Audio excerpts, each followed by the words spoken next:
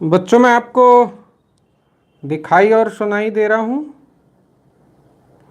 M I visible and audible clearly?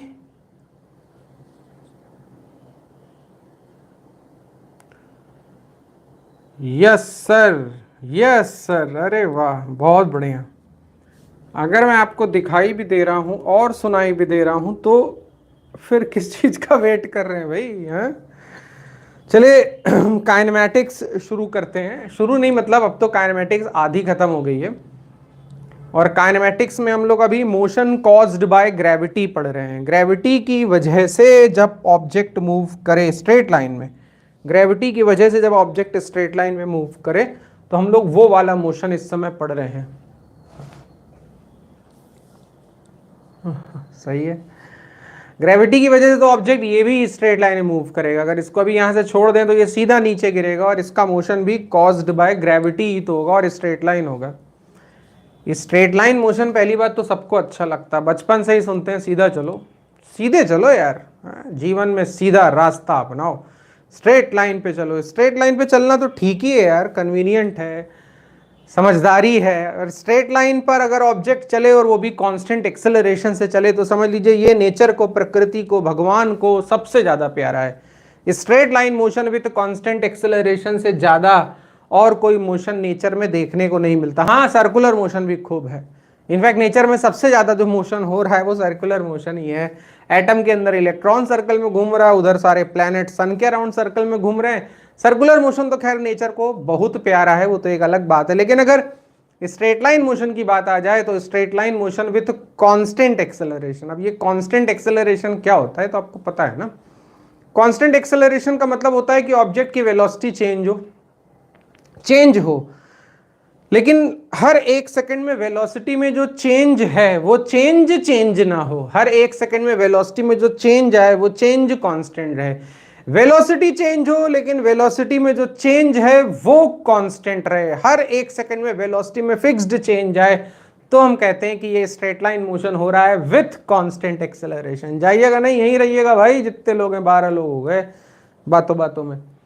तो जैसा मैंने कहा कि स्ट्रेट लाइन मोशन ग्रेविटी की वजह से हो तो और अच्छा है। तो अगर इस ऑब्जेक्ट को मैं यहां से रिलीज करूं तो ये सीधा नीचे जाएगा और इसका मोशन स्ट्रेट लाइन होगा और कॉज्ड बाय, कॉज होगा मोशन का ग्रेविटी, ग्रेविटी की वजह से ये नीचे जाएगा। लेकिन यार कितने बार मैं बोल चुका हूं, आप भी सुन सुन के पक गए होंगे कि ये जो ग्रेविटी की वजह से स्ट्रेट लाइन मोशन होता है ये एक्सेलरेशन इसमें बहुत ज्यादा होता है, 10 मीटर पर सेकेंड स्क्वायर जी की वैल्यू।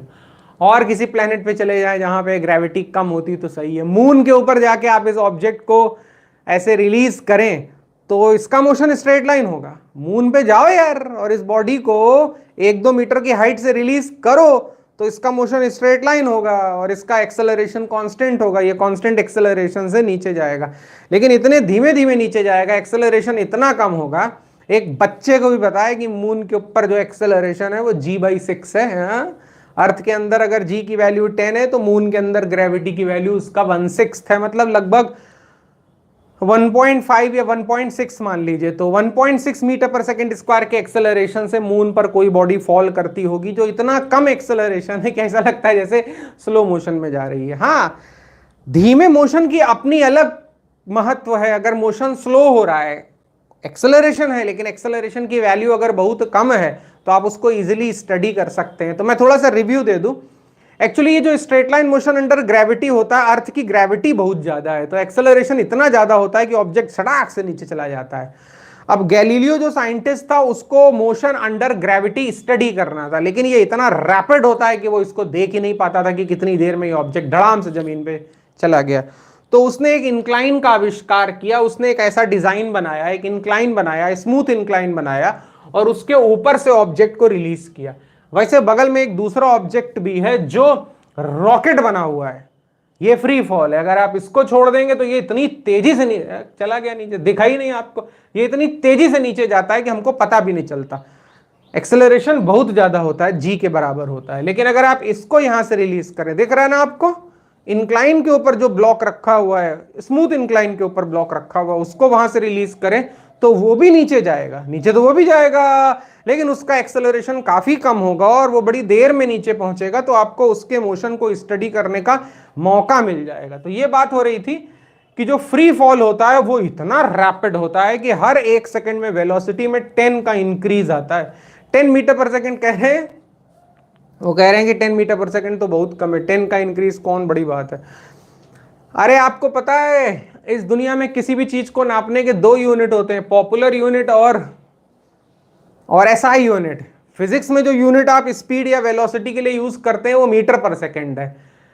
फिजिक्स में आपको मीटर पर सेकंड यूज करना पड़ेगा, metre per second SI unit है। लेकिन बच्चों दुख की बात है कि जो मीटर पर सेकंड है वो पॉपुलर यूनिट नहीं है, प्रसिद्ध यूनिट किलोमीटर पर आवर है। कहते हैं वो कार 100 पे जा रही है, तो ये बताइए जब कहते हो गौरव है वो है मेरा दोस्त है वो बाइक 100 पे चलाता है, तो जब आप कहते हैं कि मेरा दोस्त बाइक 100 पे चलाता है तो आपका मतलब क्या है, किलोमीटर पर आवर या मीटर पर सेकंड? कह भी मत देना कि दोस्त बाइक 100 पे चलाता है और 100 के आगे मीटर पर सेकंड ना लगा देना, नहीं जनता दौड़ा लेगी, कहेगी फिजिक्स कहाँ पढ़ते हो। मेरा नाम मत बताना कि यहाँ फिजिक्स पढ़ता हूँ, मेरा नाम मत लेना। अगर आपने कहा कि मेरा दोस्त बाइक 100 पे चलाता है और किसी ने पूछा यूनिट बताओ और मीटर पर सेकंड बोल दिया, तो मेरा नाम मत बताना। वो 100 किलोमीटर पर आवर है जो आपके दोस्त ने बताया। 100 मीटर पर सेकंड यानी किलोमीटर पर आवर में बदले तो वो 360 किलोमीटर पर आवर है, वो कहां से चलाएगा। Actually metre per second, 10 metre per second, 20 metre per second ये बहुत होता है, इसकी फील नहीं है आपको। किसी को अगर लगता है 10 मीटर पर सेकंड बहुत कम है तो गलत बात है। उसैन बोल्ट का 100 मीटर में वर्ल्ड रिकॉर्ड है और उसकी स्पीड जो है रही है 100 मीटर में जो एवरेज स्पीड रही है ऑलमोस्ट 10 मीटर पर सेकंड, 10 से थोड़ी सी ज्यादा लेकिन 10 मीटर पर सेकंड। तो दुनिया का सबसे तेज आदमी 10 पे दौड़ता है। तो यहां ये कह रहे हैं, ये नितिन पांडे कह रहे हैं कि दुनिया का सबसे तेज आदमी 10 पे दौड़ता है तो हम भी 10 पे दौड़ सकते हैं। 10 पे दौड़ना क्या है, तो वो 10 ये नहीं सोच रहे हैं कि वो मीटर पर सेकंड में बोला जा रहा है, वो दिमाग में किलोमीटर पर आवर छाया, क्योंकि रात दिन स्पीड को हम किलोमीटर पर आवर में बात करते हैं। तो अगर मैं आपसे कहूं Usain bolt 10 metre per second से दौड़ता है तो भी आपको लगेगा अरे होगा यार हम भी दौड़ सकते हैं। लेकिन अगर मैं आपसे कहूं कि वो 36 किलोमीटर पर आवर की स्पीड पे दौड़ता है तो आपको चक्कर आ जाएगा। 36 किलोमीटर पर आवर की स्पीड पे तो बाइक चलाते हो आप नॉर्मली सड़क पे। तो मीटर पर सेकंड पे मत जाइए, ये जो फ्री फॉल करता वो ऑब्जेक्ट है, इसकी स्पीड अगर किलोमीटर पर आवर में बताएं आपको तो ये रेस्ट पे था और 1 सेकंड के बाद इसकी speed 36 kilometre per hour. Metre per second को किलोमीटर पर आवर में कन्वर्ट करना है तो 3.6 से मल्टीप्लाई कर देते हैं, मल्टीप्लाइंग फैक्टर है। 36 kilometre per our, 72 kilometre per our, 108 kilometre per our. बाप रे बाप, 3 सेकंड में इस बॉडी की स्पीड 100 पार, 3 सेकंड में 100 बार, अब की बार 100 बार, ऐसा लग रहा है चुनाव हो रहा है। खैर 3 सेकंड में इस ऑब्जेक्ट की स्पीड 100 पार हो गई, तो फ्री फॉल आप समझ सकते हैं कितना रैपिड है, कितना फास्ट है कि उसको स्टडी करना बहुत मुश्किल है। तो गैलीलियो ने ये इंक्लाइन बनाया था और इंक्लाइन के ऊपर जो एक्सेलरेशन है वो कम रहता है, इतना नहीं रहता जितना यहां रहता है, ये कम रहता है। और इस एक्सेलरेशन की वैल्यू हम डिसाइड कर सकते हैं। ये पिछले टर्न पे मतलब मैं इतना बता चुका हूं कि अगर इंक्लाइन का एंगल आप थीटा सेट कर दें तो इंक्लाइन के ऊपर कोई भी बॉडी एक कांस्टेंट एक्सेलरेशन से चलती है, जी साइन थीटा। जी आपके हाथ में है ही नहीं। अरे ग्रेविटी कौन चेंज करेगा, बताओ, हाथ उठाओ कौन कौन है जो यहाँ क्लास में तो ग्रेविटी की वैल्यू चेंज कर सकते हैं। ग्रेविटी कहां से चेंज करेंगे आप, थीटा चेंज कर सकते हैं, थीटा तो सभी लोग चेंज कर सकते हैं। तो थीटा को बड़ा घटा के आप इस एक्सेलरेशन को कंट्रोल कर सकते हैं। तो फाइनली इस ब्लॉक का एक्सेलरेशन आपके कंट्रोल में बिल्कुल नहीं है, ये तो चाहे जो हो जाए जी से ही गिरेगा, लेकिन इस ब्लॉक का एक्सेलरेशन आपके पूरी तरह से कंट्रोल में है। दोनों मोशन में सिमिलैरिटी बताओ क्या, अरे सिमिलैरिटी है, दोनों स्ट्रेट लाइन मोशन है, दोनों में एक्सेलरेशन कांस्टेंट है, दोनों मोशन के लिए आप v = u + at, s = ut + ½ at² equation use कर सकते हैं। और डिफरेंस क्या, डिफरेंस ये कि ये फास्ट है और ये काफी स्लो है। आप थीटा की वैल्यू और कम कर दें, अगर जैसे मैंने पिछले टर्न पे बताया भी था, तो आप इस ब्लॉक को और धीमे चलने पे मजबूर कर सकते हैं, इसका एक्सेलरेशन आप और कम कर सकते हैं। तो कितना भी कम एक्सेलरेशन आप चाहें वो अचीव कर सकते हैं अगर बॉडी इंक्लाइन पे चले। ये एक्सेलरेशन आप, ये 1-1 सेकंड पे फोटो लिए जाते हैं। जब भी मैं आपको किसी चलते हुए ऑब्जेक्ट्स के स्नैप्स दिखाता हूं, पिक्स दिखाता हूं, सब एक एक सेकंड पे हैं। तो एक एक सेकंड पे इस ब्लॉक के ये फोटो क्या बता रहे हैं कि इस ब्लॉक का acceleration 5 metre per second square है। आप कहेंगे 5 मीटर पर सेकंड स्क्वायर कहां से आ गया? अरे थीटा की वैल्यू मैंने 30 रख दी होगी। अगर आप थीटा को 30 रख दे, साइन 30 की वैल्यू 1/2 होती है, जी की वैल्यू 10 इंटू 1/2 यानी 5 मीटर पर सेकंड स्क्वायर। अगर ये एक्सेलरेशन भी आपको ज्यादा लग रहा है तो आप इस ब्लॉक को चींटी की तरह चलने पे मजबूर कर सकते हैं। आप थीटा इतना कम कर सकते हैं कि एक एक सेकंड पे जो आप स्नैप लें उसमें ब्लॉक की स्पीड ऐसी बढ़ती हुई दिखे कि आपको लगे अरे ये बढ़ रही है। ये तो लग रहा है जैसे कि मून वाला ग्रेविटी है, चंद्रमा पे जो ग्रेविटी होता है वो वाला ग्रेविटी हमने क्रिएट कर दिया। अरे वाह, ये क्वेश्चन तो एग्जाम में आ जाएगा, ना है तो मेरा नाम बदल दीजिएगा। ये आएगा, ऐसे लिखा होगा कि मून के अंदर जिस एक्सेलरेशन से कोई बॉडी फॉल करती है, क्या अर्थ पे आप उतने ही कांस्टेंट एक्सेलरेशन से बॉडी को चला सकते हैं? ऐसा इंक्लाइन डिजाइन करिए तो आप बिल्कुल थीटा की वैल्यू ऐसी सेट कर सकते हैं कि आपको मून वॉक मिल जाए, अरे मतलब मून वाला एक्सेलरेशन मिल जाए, इतना कम एक्सेलरेशन मिल जाए। तो ये बात आ रही है, और ये जी साइन थीटा याद रखिएगा, ठीक है। तो आपसे कोई कहे straight line motion with constant acceleration का एग्जांपल दीजिए तो आप यही वाला एग्जांपल दें। लेकिन अगर आपसे कोई कहे straight line motion with constant acceleration and the value of acceleration should be very small, बहुत कम एक्सेलरेशन हमें चाहिए, भाई ये वाला बहुत बड़ा है, थोड़ा कम दिखाओ, तो फिर आप ये वाला एग्जांपल दे। तो ऐसे चलता रहता है, ठीक है। तो ये सारी बातें पिछले टर्न पे बताई गई थी और मैं इसको रिव्यू कर रहा था क्योंकि आज मैं इसको कंक्लूड करूंगा ना, मोशन अलोंग इंक्लाइन। तो आज बहुत हैवी क्वेश्चंस हैं इसके ऊपर, दैट्स वाई मुझे ये थोड़ा सा रिव्यू देना जरूरी था। तो चलिए, ढेर सारे प्रॉब्लम्स हैं मेरे पॉकेट में और एक एक करके आपके सामने लाते हैं। ज्यादातर क्वेश्चन ओलंपियाड में आए, आईटी एडवांस में आए, एम्स में आए, तो देखिए अच्छे क्वेश्चन, जैसे ये क्वेश्चन देखते हैं। So let's do this. ये क्वेश्चन, ये क्या लिखा हुआ है? Cart on a roller coaster rolls down the track shown below. As the cart moves from top to bottom, what happens to the speed and acceleration in the direction of motion? आप देखें, ऐसा एक incline बनाया गया है। ये थोड़ी अजीबोगरीब बात है, हो ना भाई, जाना नहीं, जितने लोग आगे हो उतने रहना यार, खा पी के जाना। सॉरी, बिल्कुल सही है, can control the effect of gravity through theta, yes, very good. तो 14 people are watching and class के बाद जो है वो चाय बनी है, सबको मिलेगी, तो रुके रहना। और अच्छा डिनर भी बनाया, मटर पनीर बनवाया, तो रुके रहना, ठीक है। सो इंक्लाइन की जहां तक बात आती है तो ये एक अजीबोगरीब इंक्लाइन आपको दिख रहा होगा। ये इंक्लाइन स्ट्रेट लाइन नहीं, कर्व्ड इंक्लाइन। आप देखिए इंक्लाइन भी कैसा है, कर्व्ड। भाई थोड़ा ध्यान दो तो अच्छा ही है। आप देखें ये बॉडी टॉप से नीचे जा रही है, लेकिन जो इंक्लाइन है वो कर्व है। हम लोग जो इंक्लाइन बनाते थे वो ऐसे स्ट्रेट जाता था, ये ऐसा स्ट्रेट लाइन वाला इंक्लाइन बनाते थे, और ये इंक्लाइन जो बना है ये कर्व बना है। अब ऐसे में जब ये ब्लॉक नीचे फिसलेगा, अरे नीचे तो जाएगा ही यार, फ्रिक्शनलेस इंक्लाइन है, नीचे जाएगा। तो सवाल ये होता है कि क्या ये जो मोशन है इसमें जो एक्सेलरेशन है उसका क्या? एक्सेलरेशन पे कमेंट मारना है हमको। हाँ, ऐसे इंक्लाइन पर जब कोई ब्लॉक नीचे आ रहा है जो एक ऐसा कर्व्ड है, कॉनकेव टाइप का कर्व्ड है। अरे वो स्लाइड, छोटे बच्चों की स्लाइड होती है ना, आप भी तो छोटे बच्चे थे, जहां नियरेस्ट पार्क है वहां पे स्लाइड पे ऊपर से फिसलते थे ना। तो एक तो स्लाइड होता था बिल्कुल स्ट्रेट लाइन, ये वाला स्लाइड, ये वाला उतना मजा नहीं आता था ना। और एक ऐसा भी तो स्लाइड होता था, ऐसा नहीं होता था क्या? ये वाला कर्व्ड स्लाइड भी होता था। कभी इस पे फिसले हो, इस वाले पे, इस पे स्लिप करने में अलग ही मजा है। तो जब इस कर्व्ड स्लाइड पे कोई बच्चा फिसल रहा है, मान लेते हैं ये ब्लॉक नहीं बच्चा है, तो उसकी स्पीड और उसके एक्सेलरेशन का क्या होगा? ये ऑप्शंस हैं, ऑप्शंस पढ़ें अगर।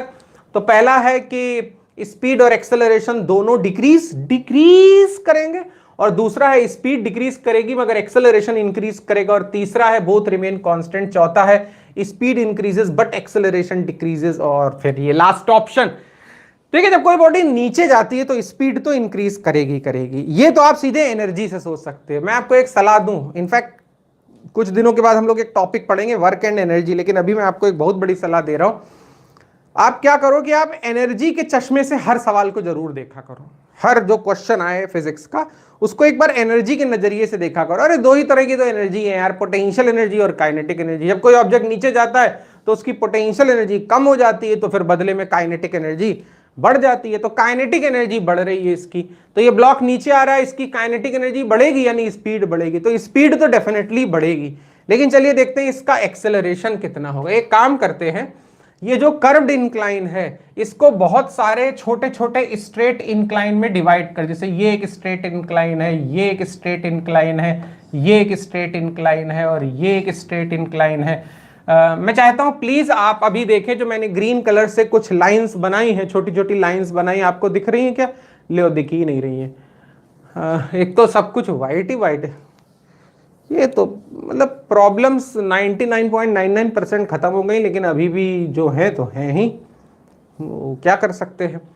तो आप देखें कि जैसे जैसे ये ब्लॉक नीचे जा रहा है, जब ये ब्लॉक सबसे ऊपर था तो आप मान सकते हैं कि ये एक बड़े एंगल के इंक्लाइन पर स्लिप कर रहा था, ये थोड़ा नीचे आया तो आप कह सकते हैं ये छोटे एंगल के इंक्लाइन पे स्लिप कर रहा है, और ये और नीचे आया तो ऐसा लग रहा है जैसे कि इंक्लाइन का एंगल और कम हो गया, और ये सबसे नीचे आया तो ऐसा लग रहा है कि इंक्लाइन का एंगल और कम हो गया। कृपया थीटा देखने की कोशिश करें। मैं मानता हूं कि जो थीटा है वो इतना क्लियरली नहीं दिख रहा है, तो मैं क्या करूं, मेरे पास और कोई कलर है क्या? यस, सो यहां पर ये ब्लॉक है, तो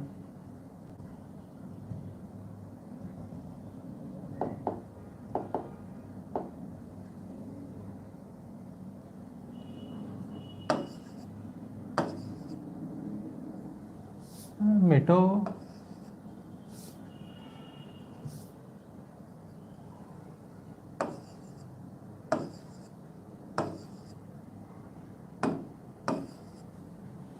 तो आप देख रहे हैं कि जैसे ये ब्लॉक नीचे आ रहा है तो ऐसा लग रहा है कि इंक्लाइन का एंगल डिक्रीज करता जा रहा है। जब ये ब्लॉक सबसे ऊपर है, अभी थीटा आपको दिख रहा है? हाँ, तो दिख रहा है। जब ये ब्लॉक सबसे ऊपर है तो ये लग रहा है कि ये एक बड़े एंगल के स्लोप पे नीचे आ रहा है, और एक्सेलरेशन होता है जी साइन थीटा। जब ये ब्लॉक नीचे आता है तो इसका जो एक्सेलरेशन है वो होता है, ये ऐसे नीचे आ रहा है, और इसका एक्सेलरेशन होता है जी साइन थीटा। सोचिए ऊपर थीटा की वैल्यू सबसे ज्यादा है, तो जब ये ब्लॉक सबसे ऊपर है तो इसका एक्सेलरेशन सबसे ज्यादा है, और जब ये ब्लॉक एकदम नीचे आ जाएगा और वहां थीटा सबसे कम होगा तो इसका एक्सेलरेशन सबसे कम हो जाएगा। तो ये ब्लॉक नीचे आ रहा है, स्पीड तो डेफिनेटली बढ़ रही है, लेकिन इसका एक्सेलरेशन डिक्रीज कर रहा है।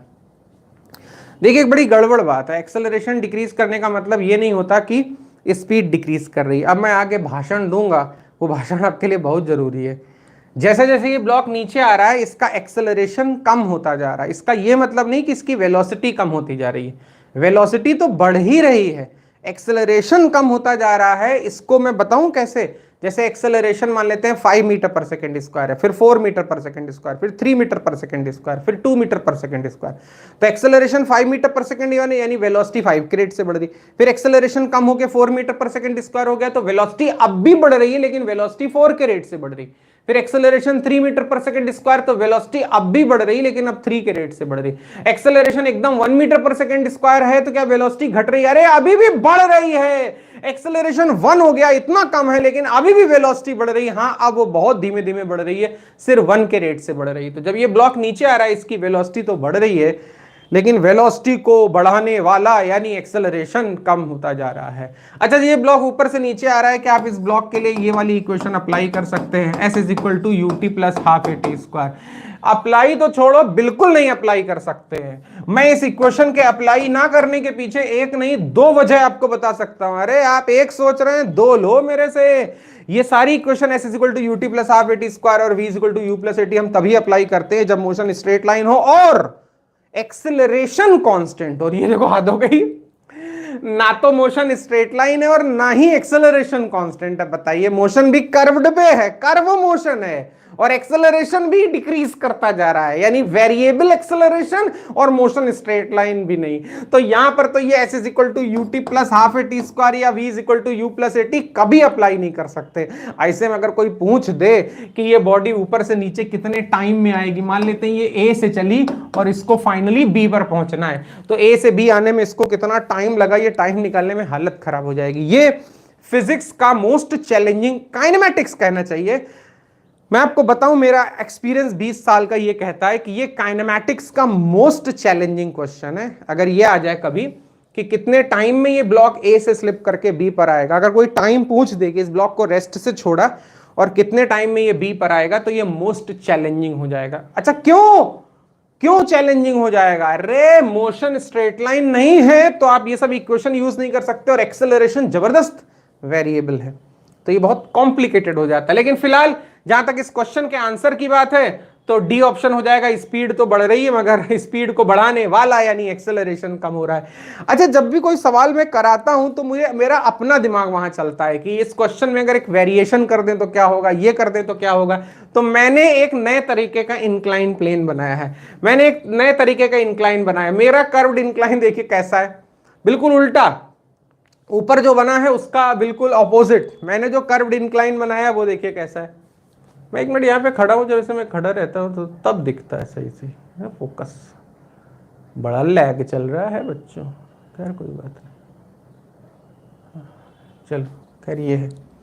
शौर्य ने पूछा acceleration is decreasing but it's not in A negative, hence the speed of body will increase. Yes, perfect answer, yes Shaurya, this is perfect. Okay, खैर तो मैंने एक दूसरा इंक्लाइन बनाया। इस दूसरे इंक्लाइन के लिए बता सकते हैं एबीसीडी में से कौन सा ऑप्शन सही होगा। इस दूसरे इंक्लाइन के ऊपर अगर एक ब्लॉक को मैं टॉप से रिलीज करूं, ये देखिए एक ब्लॉक को मैं टॉप से रिलीज कर रहा हूं और हम ये मान रहे हैं कि ये ब्लॉक इंक्लाइन पे स्लिप करता जा रहा है। इस ब्लॉक की स्पीड इतनी नहीं बढ़ी कि ये इंक्लाइन को छोड़ के नीचे गिर जाए, जंप नहीं किया है। जैसे जैसे ये ब्लॉक इंक्लाइन पे चलता जा रहा है, बता सकते हैं इसके लिए कौन सा ऑप्शन होगा।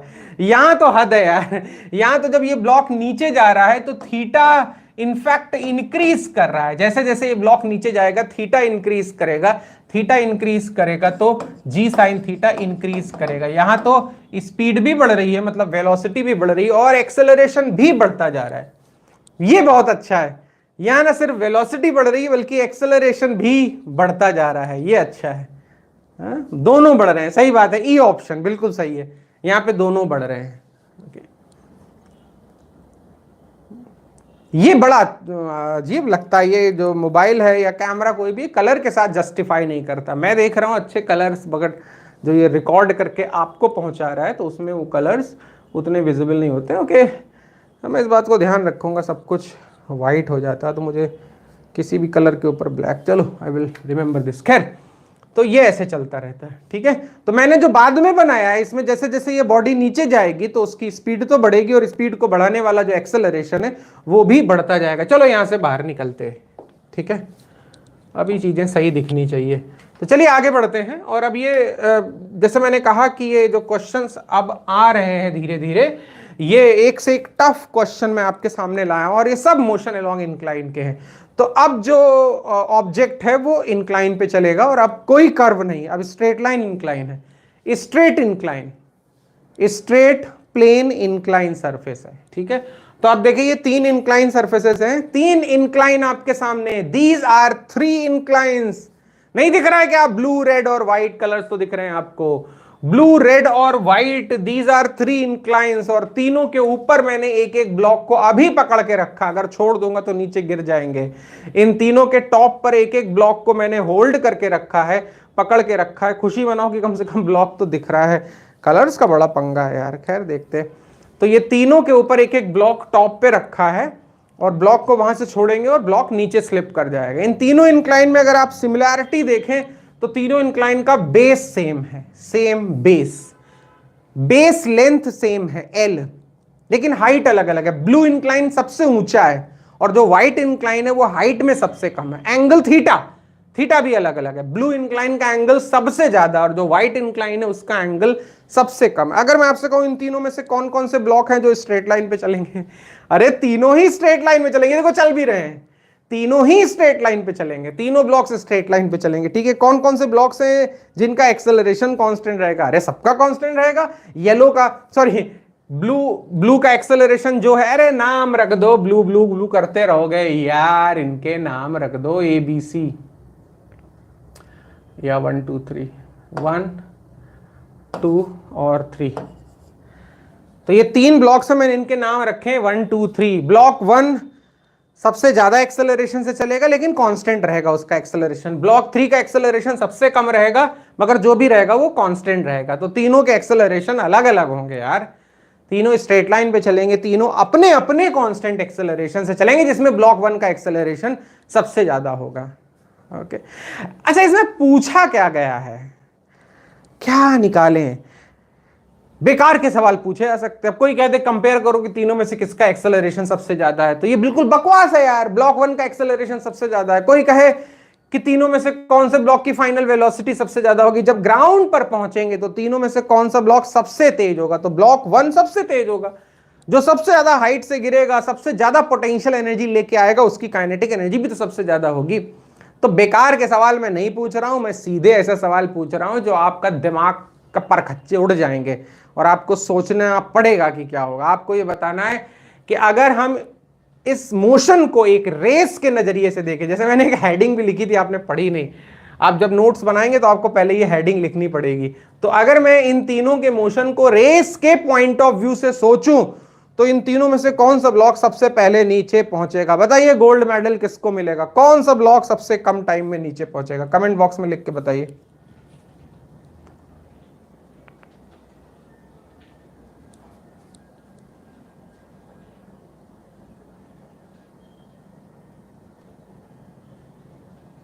कलर्स बिल्कुल नहीं कैमरा कैप्चर ये कर पाता है मोबाइल।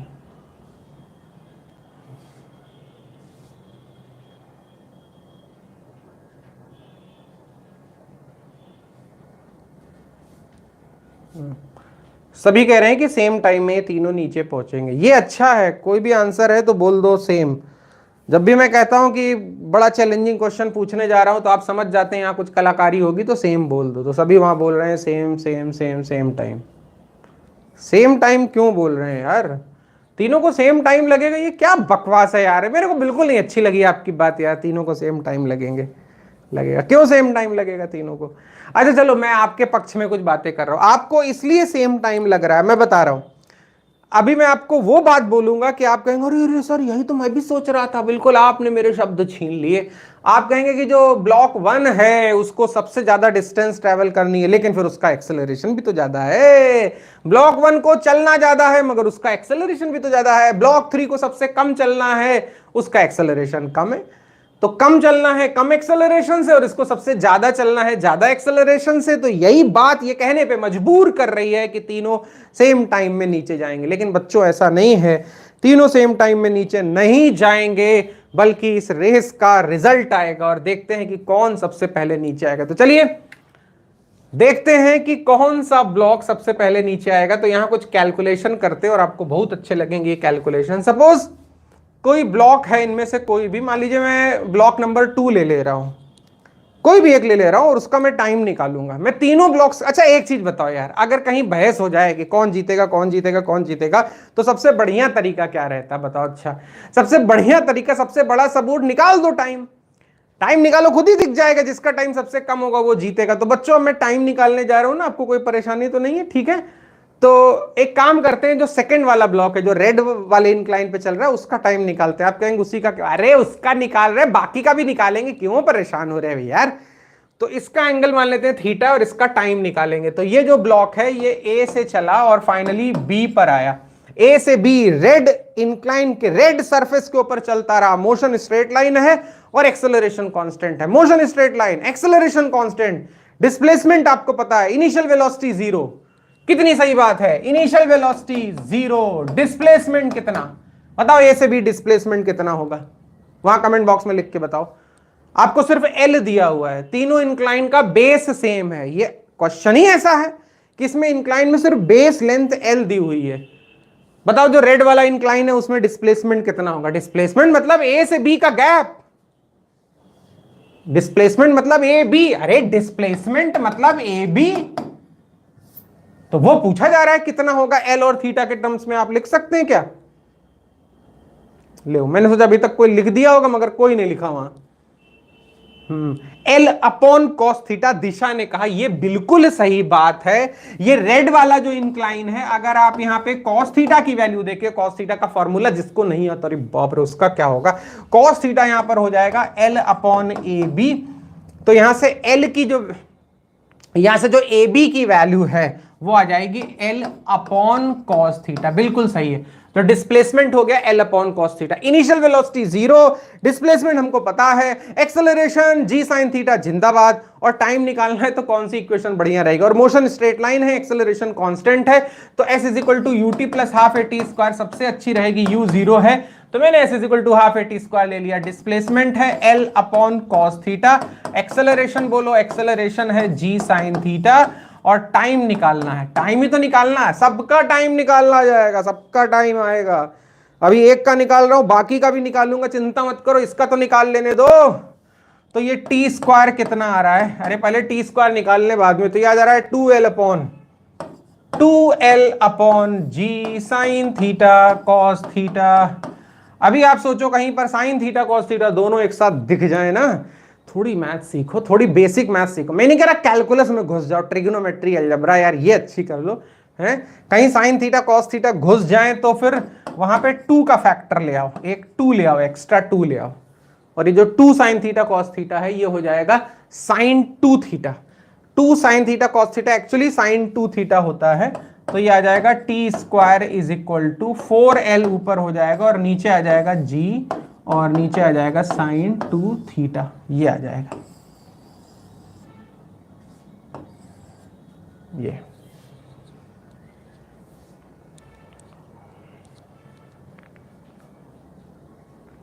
ये। तो ये जो रेड वाला इंक्लाइन है इसके ऊपर जो ब्लॉक चल रहा है उसका टाइम आ गया 4L अपॉन जी और ये साइन 2 थीटा। अब देखो यहां पर मैं कुछ कमाल करने जा रहा हूं तो थोड़ा देखो, जगह की बड़ी कमी रहती है यहां पे, तो मैं इसको बच्चों एक सेकंड बस मैं इसको, हाँ ये यहां पे जगह बना के लिख रहा हूं, ये स्पेस क्रिएट करके। हाँ बच्चों देखो, तो ये आ गया टाइम। अब देखिए जब टाइम का जो, ये देखिए टाइम का जो आंसर है इसमें L तो फिक्स्ड है, L इंक्लाइन का बेस है, तीनों इंक्लाइन का बेस फिक्स्ड है। अच्छा तीनों इंक्लाइन में डिफरेंस किस चीज का है, आप यहां देखिए टाइम देखिए, L तीनों में एक जैसा है, G की वैल्यू तो हर समय एक जैसी है। आप देखिए तीनों इंक्लाइन का थीटा अलग अलग है, तो फिर सवाल ये कि थीटा की कौन सी वैल्यू के लिए ये टाइम सबसे कम होगा, जीतेगा वही जिसका टाइम सबसे कम हो। अगर आपको टाइम को मिनिमम करना है बच्चों, अगर आपको टाइम को मिनिमम करना है तो ये जो नीचे साइन 2 थीटा का टर्म है इसको मैक्सिमम करना पड़ेगा, साइन 2 थीटा का टर्म मैक्सिमम करना पड़ेगा। बताइए साइन या कॉस, साइन का टर्म उसकी मैक्सिमम वैल्यू क्या होती है, तो जो भी साइन का टर्म है उसकी मैक्सिमम वैल्यू 1 होगी, और ये तब होगा जब 2 थीटा की वैल्यू 90 होगी और थीटा की वैल्यू 45 डिग्री। इसका मतलब एक बड़ी मजेदार बात आ गई कि ऐसे बहुत सारे इंक्लाइन अगर बनाए जाए और सबका बेस सेम हो L, तो इसमें जो 45 डिग्री वाला इंक्लाइन है वो सबसे जल्दी पार्टिकल को नीचे पहुंचा देता है। इस स्टेटमेंट को याद रखो यार, एक फैक्ट है, इसको याद रखो। मैं 3 की बात ही नहीं कर रहा, बहुत सारे इंक्लाइन डिजाइन कर दो और सबका बेस फिक्स्ड हो, और उन सब इंक्लाइन के एंगल 30, 40, 45, 50 डिग्री, 55 डिग्री, 60, 70, 80 ऐसे डिग्री हैं। उसमें जो 45 डिग्री वाला इंक्लाइन होगा वो सबसे जल्दी पार्टिकल को नीचे पहुंचा देगा। तो यहीं पर अगर हम मान लें, देखो बच्चों अगर ये मान लें कि जो रेड वाला है वो 45 डिग्री है, जो व्हाइट है वो 30 डिग्री और जो ब्लू है वो 75 डिग्री। आपने सुना नहीं मैंने क्या कहा, जो सबसे कम एंगल है वो 30 है, फिर रेड वाला 45 डिग्री है मान लीजिए, और ब्लू वाला 60 डिग्री है मान लीजिए। तो जो 45 डिग्री वाला इंक्लाइन है वो सबसे जल्दी पहुंचा देगा। तो ये एक फैक्ट है। तो इन तीनों की जब रेस होगी तो 45 डिग्री वाला इंक्लाइन बॉडी को सबसे जल्दी नीचे पहुंचा देगा। ये एक छोटी सी बात है, छोटा सा फैक्ट है जो आपको अगर पता है, जरा सा तो बोर्ड है उसमें भी ये इतना बड़ा गोला और ये इसको लेके चलो घूमते रहो, तो ये जरा सी बात है। तो अगर ये 3 इंक्लाइन है 30 डिग्री, 45 डिग्री और 60 डिग्री, ये 3 है अगर, तो इसमें और सबका बेस सेम है, तो 45 डिग्री वाला जो इंक्लाइन है वो सबसे जल्दी पार्टिकल को नीचे पहुंचा देगा। अब बताइए गोल्ड मेडल तो मिल गया, ओलंपिक्स चल रहे हैं, गोल्ड मेडल तो मिल गया, बताइए सिल्वर मेडल किसको मिलेगा? दम हो तो बताओ बच्चों, कमेंट बॉक्स में लिख के बता दो कि एक इंक्लाइन है 30 डिग्री सबसे कम वाला, मैं सब मिटा दे रहा हूं, मैं मानता हूं कि ये सब आपके पास हर समय है तो आप पॉज करके नोट्स बनाएंगे, जगह की मेरे पास कमी रहती तो मैंने सब मिटा दिया यहां पे। तो अभी अगर मैं आपसे कहूं कि ये 30 डिग्री वाला इंक्लाइन है और ये 45 डिग्री वाला इंक्लाइन है, और ये वाला जो है ये सबसे ज्यादा एंगल वाला ये 60 डिग्री वाला, पहले मैं यही देख लूं कि आपको दिख रहा है कि नहीं। बड़ी समस्या आ जाती है यार मेरे साथ, बार बार ये कलर्स चेंज हो जाते हैं ना मुझे जो दिख रहे। खैर, तो ये 3 इंक्लाइन है, इसमें 45 डिग्री वाला जो इंक्लाइन है वो सबसे जल्दी नीचे पहुंचाता है, सबसे जल्दी नीचे पहुंचाएगा 45 डिग्री वाला। अब आपको बताना है सिल्वर मेडल किसको मिलेगा। ये क्वेश्चन एग्जाम में आएगा और पूरे इंडिया में आप ही लोग कर पाओगे। पूछेंगे लोग फिजिक्स कहां पढ़ते हो, मेरा नाम। अरे खैर, अपनी बढ़ाई भी करनी चाहिए। अब ये बताओ, ये 30, 45 और 60 डिग्री में फर्स्ट पोजीशन पे तो 45 डिग्री वाला आया, सेकंड पोजीशन पे कौन आएगा? देखता हूं कौन बताता है। Third one reach at second. अच्छा, तुम्हारी भी बहुत बढ़िया लैंग्वेज है Nitin. Third one reach at second, reach Nitin यार, कह रहे हो कि थर्ड वन रीच एट, अरे एंगल के टर्म्स में बोलो या कलर में बोल दो, व्हाइट, रेड या ब्लू। थर्ड वन क्या होता है? अच्छा खैर, तो आस्था ने कहा सेम स्पीड होगी। बेटा आस्था, स्पीड नहीं कंपेयर करनी, हम लोग को टाइम कंपेयर कर रहे हैं। अभी आपने ज्वाइन किया है क्या?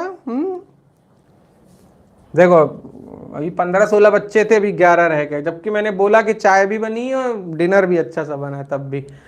तो ये बात आ रही थी कि सेकंड पोजीशन पे कौन आएगा। आप एंगल के टर्म से बता सकते हो यार। 45 डिग्री वाला तो जीत जाएगा। अब सेकंड 30 आएगा या 60 आएगा? तो ये मुझे बड़ा अच्छा लगा है। शौर्य ने कहा कि सेकंड पोजीशन 30 वाले की होगी, और आदित्य ने कहा कि 60 होगी, और देवांश ने कहा 30। अरे मेरे को तो कुछ नहीं करना, मुझे तो ये आंसर याद है। अभी अभी अभी अभी थोड़ी देर पहले मैंने निकाला था कि अगर किसी इंक्लाइन का बेस लेंथ एल है, वैसे कुछ फॉर्मूले भी रटे हो तो अच्छा है, मैं तो कहूंगी रट लो। इंक्लाइन का बेस लेंथ एल है और एंगल थीटा है, तो उस इंक्लाइन पर ऊपर से नीचे आने में जो टाइम लगता है वो ये लगता है, ये याद कर लो तो अच्छा है। हाँ, तो अब देख लेते हैं 30 डिग्री वाला। तो थीटा की जगह 30 रखने जा रहा हूं, थीटा की जगह 30 रखने जा रहा हूं, तो ये आ गया 4LG और साइन, और थीटा की जगह 30 रखने जा रहा हूं तो साइन 60 हो जाएगा। ये साइन 60 की वैल्यू √3/2 होती है, वो बाद में लिखेंगे। अब इसको इसको कुछ कह दो यार, जो मना है, ठीक है। अब थीटा की जगह अब 60 लिखने जा रहा हूं। देखिए 45 डिग्री वाला तो जीत ही गया, तो उसकी तो बात ही नहीं कर रहे। अब थीटा को एक बार 30 रखूंगा, एक बार 60। 30 रख चुका हूं, ये आंसर है। 30 रख चुका हूं, ये आंसर है। तो अब थीटा को मैं 60 लिखने जा रहा हूं, तो ये हो गया 4L और ये नीचे G और ये साइन। थीटा की जगह 60 लिखने जा रहा हूं, तो 2 थीटा कितना हो जाएगा? साइन 120। साइन 120 की वैल्यू कितनी होती है? तो जरा सी भी आपको मैथ्स में इंटरेस्ट है, थोड़ा तो रखो यार। सबको पता है कि साइन 120 को आप लिख सकते हैं साइन 180 माइनस 120। साइन में ऐसा चलता है। साइन थीटा को आप साइन 180 माइनस थीटा लिख सकते हैं। अरे साइन अल्फा को आप साइन 180 माइनस अल्फा लिख सकते हैं। तो साइन 120 को आप साइन 180 माइनस 120 लिख सकते हैं, लेकिन 180 माइनस 120 तो 60 हुआ, तो ये तो आ गया साइन 60। बेटा मैथ्स के बच्चे को पता होता है कि साइन 120 और साइन 60 की वैल्यू सेम होती है, और दोनों ही वैल्यूज √3/2 होती है। ये लो बेटा, साइन 120 और साइन 60 की वैल्यू सेम होती है, सेम होती है। साइन 120 और साइन 60 सेम होता है। Sine alpha is equal to sine 180 minus alpha, ऐसा ट्रिग्नोमेट्री में तो होता ही होता है। तो साइन 60 और साइन 120 इस लॉजिक से बराबर हुए, और इस तरह से ये दोनों t इक्वल हुए, और इस लॉजिक से 60 और 30 सेम टाइम में पहुंचेंगे। तभी एक रूल बन गया। 45 डिग्री गया भाड़ में। अब ये क्वेश्चन ना आ जाए तो मेरा नाम बदल देना। ये आएगा एग्जाम में, आपके एग्जाम में आएगा कि दो इंक्लाइन है, दोनों का बेस सेम है, एक का एंगल 30, एक का 60 है, और दोनों के टॉप से ब्लॉक को रिलीज किया गया, कौन पहले पहुंचेगा? तो आप कहेंगे दोनों सेम टाइम में पहुंचेंगे, दोनों का टाई होगा। तो ऐसे तो बहुत सी बातें हो गई। दो इंक्लाइन है, दोनों का बेस सेम है, एक का एंगल 40 डिग्री है, सुनो मैंने क्या कहा, 40 डिग्री है, और दूसरे का 50 डिग्री है, तो कौन पहले पहुंचेगा? सेम टाइम में पहुंचेंगे। आप देख रहे हैं जब दोनों एंगल्स 30 और 60 ऐसे हैं कि दोनों का सम 90 है, तो दोनों टाई करवा दे रहे हैं, तो सेम टाइम में पहुंचेंगे, सेम टाइम में। ऐसे चल रहा है।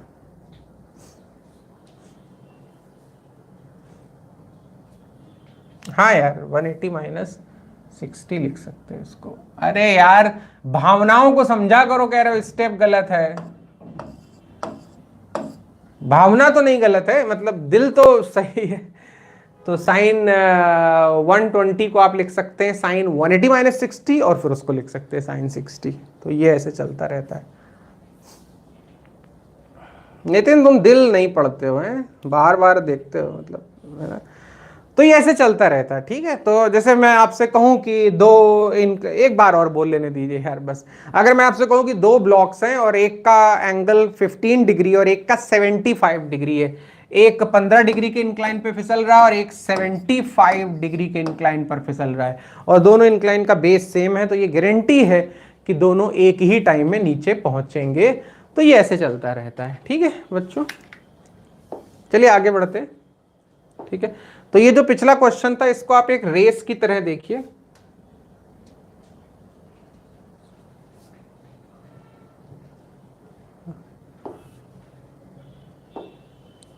ओह गॉड,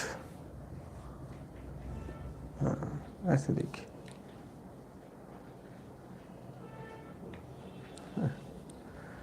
तो ये रेस जो अभी आपने देखी तो बड़ी ऑर्डिनरी रेस थी, अभी मैं आपको बहुत बढ़िया रेस दिखाऊंगा। और जैसा मैंने कहा कि आज हम लोग इंक्लाइन वाले सवालों को हद तक, एक अपर लिमिट तक ले जाएंगे। तो एक और रेस आपके सामने है। ये आप क्या करें कि ये एक व्हील है, ऐसे मान लीजिए ये बड़ा सा साइकिल का पहिया है। साइकिल के पहिए की सारी तीलियां तोड़ डाली, स्पोक्स जो होते हैं वो तोड़, तो रिम है मान लेते हैं, ये रिम है। और रिम में ऐसी 3 रॉड्स वेल्ड कर दीजिए। पहले तो इस पहिए को बिल्कुल वर्टिकल रखिए। अरे साइकिल जब चलती है तो साइकिल का पहिया जैसे होता है वैसे रखो, ऐसे वर्टिकल, और नीचे जमीन है, ग्राउंड है, ग्राउंड के ऊपर पहिया खड़ा हुआ है। और इस पहिए के अंदर 3 रॉड्स वेल्ड कर दीजिए। ये तीनों रॉड्स हैं, इनको वेल्ड कर दीजिए। जैसे मान लेते हैं ये पॉइंट ए है, ये पॉइंट बी है और ये पॉइंट सी है। कितनी अच्छी हैंड राइटिंग है। पिताजी मेरे बहुत मारते थे कि तुमको लिखना जब नहीं आता तो वो देखो वहां पे वो हीरो बने हैं, एक से एक पागल है दुनिया में, कर देंगे तो हाँ चलो खैर। तो इन तीनों पोजीशंस के नाम ये मान लेते हैं, पोजीशन ए है, आप सही है, ये पोजीशन बी है और ये पोजीशन सी है, और ये जो ग्राउंड है, जो नीचे वाला पॉइंट है, ये पी है।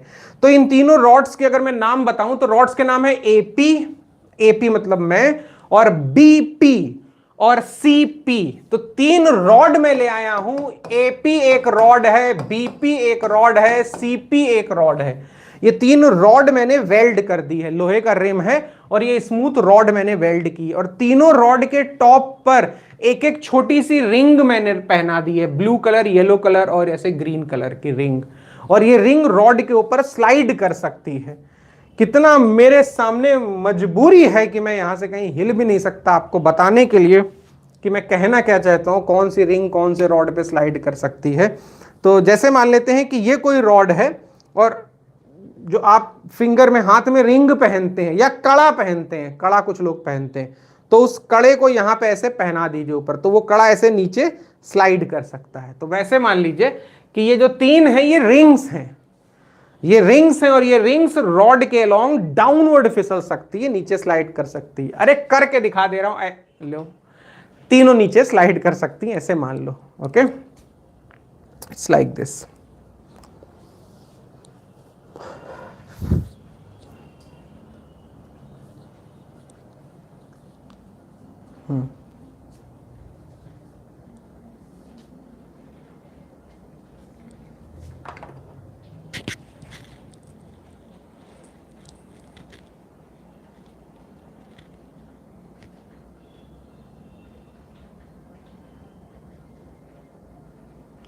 हाँ बच्चों बस एक सेकंड, मुझे ये रॉड लाना बहुत जरूरी है, बस मैं एक सेकंड, ऐसी एक रॉड आपके सामने।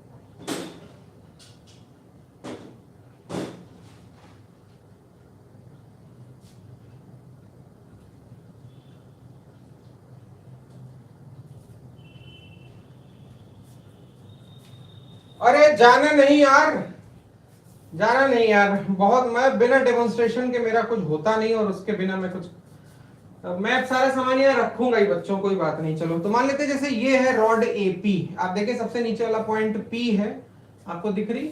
हाँ,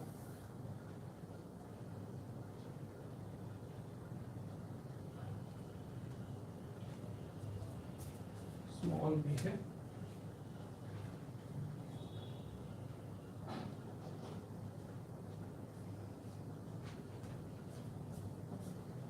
तो ये है, ये बस बस बस ये है, मान लेते हैं रॉड एपी, ये देखे, ये देखिए एपी, अच्छा सीपी, चलो अच्छा सीपी बुरा मत मानो, ये रॉड सीपी है, देखो बिल्कुल फिट हो रही है, ये रॉड सीपी है। और ये रॉड सीपी का जो हाईएस्ट पॉइंट है सी, वहां पर एक रिंग, ये ऐसे मान लेते हैं रिंग है, मुझे मिली नहीं यार कोई रिंग, रिजिड होनी चाहिए, कड़ा हाथ का या रिंग, लेकिन ये मुझे ऐसा मिला फुंदड़ू, तो मैं क्या कर सकता हूं, लेकिन ये रॉड सीपी ऐसे है, ये है, और सबसे नीचे पी है, सबसे ऊपर सी है, और इसको जो यहां से टॉप से मैं अगर रिलीज करूंगा तो ये ऐसे नीचे स्लिप कर जाएगा, आपने देखा, ये इस पे रिलीज कर रहा हूं ऐसे ऐसे नीचे, तो एक रिंग या कड़ा जो हाथ में, चूड़ी पहनते, चूड़ी निकाल लीजिए ऐसे, और चूड़ी को यहां से छोड़िए, तो ये ऐसे रॉड के अलोंग ही तो स्लिप करेगी। अब अगर ये रॉड सीपी यहां ना हो और फिर यहां से छोड़े, देखो कोई रॉड नहीं, और यहां से छोड़े, देखो इस चूड़ी को छोड़ रहे हैं, तो मम्मी बहुत मारेंगे, नीचे जमीन में गिरेगी, चढ़ाक से टूट जाएगी, तब तो वो जी से गिरेगा। तो रॉड सीपी ने इस रिंग के मोशन को रिस्ट्रिक्ट कर दिया है, रॉड के होने भर से अब ये जो रिंग है वो सिर्फ रॉड के अलोंग नीचे चल सकती है, यानी रॉड एक तरह से कंस्ट्रेन का काम कर रहा है, रिस्ट्रिक्शन का काम कर रहा है इस रिंग के लिए, कि ये रिंग सीधे नीचे ना गिर जाए, बल्कि इसको रॉड के अलोंग ही चलना पड़ेगा। तो एक तरह से मोशन अलोंग इंक्लाइन ही तो हो गया, देखो ये सब मोशन अलोंग इंक्लाइन ही है। मोशन अलोंग इंक्लाइन के लिए जरूरी नहीं कि मैं पूरा इंक्लाइन प्लेन बनाऊं, इवन एक रॉड ले लें और उस पर एक रिंग पहना दें और रॉड को स्लांटेड करके रख दे, जैसे रॉड सीपी है, और उस रिंग को या चूड़ी को नीचे फिसलने दे, तब भी तो वो मोशन अलोंग इंक्लाइन है बच्चों, लाइक दिस, ओके नाउ।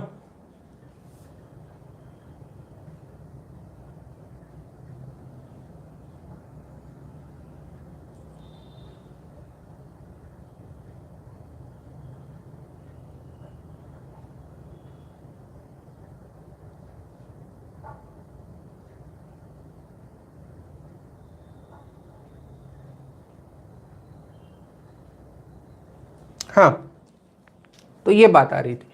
तो अब ये तीनों चूड़ियां और ये तीनों रिंग्स टॉप से रिलीज की जाएंगी, तो ये रॉड एपी के लॉन्ग, ए से पी आएगी, ये सी से पी आएगी, ये बी से पी आएगी, और ये सी से पी आएगी, और फिर ये एक रेस की तरह है, जैसे मैंने कहा कि ये रेस ही है, और ये बड़ा सा पहिया जो है, इन तीनों रॉड्स को आप कॉर्ड कह सकते हैं। एक सर्कल के ऊपर दो पॉइंट्स को मिलाने वाली लाइन को कॉर्ड कहती है, तीनों रॉड्स कॉर्ड है। Diameter is the longest chord, ये आपने नारा सुना होगा। तो इस रिंग का डायमीटर है बीपी, ये बीपी डायमीटर है, and it is the longest rod, it is the longest chord. In fact ये तीनों कॉर्ड हैं, तो कौन सी कॉर्ड के अलोंग जो चूड़ी है, जो रिंग है, वो सबसे जल्दी स्लिप करके जमीन पे पी पे पहुंचेगी? तीनों को फाइनली पी पर आना है, इसको ऐसे चल के स्लिप करके, इसको ऐसे, और इसको ऐसे स्लिप करके, तीनों को पी पर पहुंचना है। तो कौन सी रिंग, ए बी या सी, रेस है अमंग ए बी सी, कौन सी रिंग रेस जीतेगी, सबसे पहले पी पर पहुंचेगी? आप कमेंट बॉक्स में लिख के बताएं। तो देवांश ने कहा बी, केशु शुक्ला ने कहा बी, नितिन ने कहा B, everybody is saying B, Vidhan ने कहा बी। ये इतना बढ़िया सवाल है कि मैं चाहता हूं कि सब लोग, एवरीबडी इसका आंसर, सभी लोग इसका ऑप्शन जरूर बताएं। B B B B B सब बोल रहे हैं, शौर्य ने भी कहा बी, और कोई?